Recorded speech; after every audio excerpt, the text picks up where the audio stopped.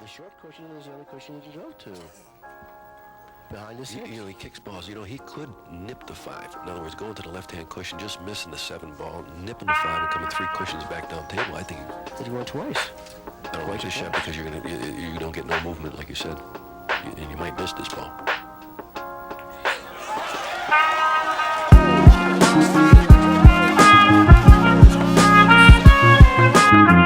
Pool or billiards is a popular game that can be first dated back to around the 1340s.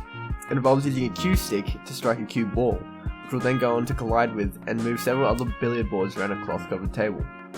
In terms of physics, the game is entirely based on one single concept: momentum, a measurement of mass and motion.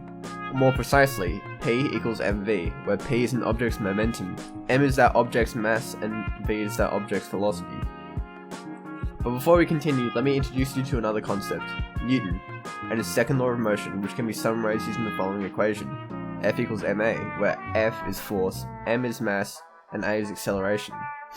The force required to move an object is directly proportional to its mass and acceleration. Watch me hit this cue ball. Okay, now watch me hit this cue ball again, but with a lot less force. Now, it may be hard to see due to the angle that this was recorded at, but because the mass of the cue ball didn't change between both recordings, the cue ball in the second recording accelerated less. Pretty simple stuff, but now let's take the F equals ma equation and rearrange it so that it forms this: delta P equals F times delta T, where delta P is change in momentum, F is force, and delta T is change in time.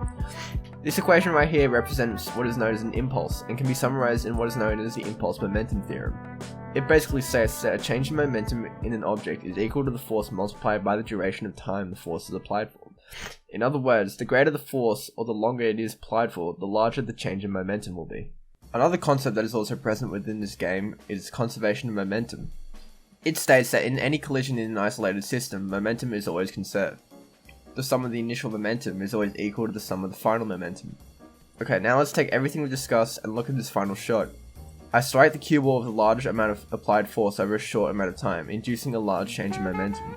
The cue ball travels towards this other billiard ball and a collision occurs. Part of its initial momentum is transferred to the other ball, and according to the conservation of momentum, the cue ball and billiard ball's final momentum after the collision should sum to the cue ball's initial momentum.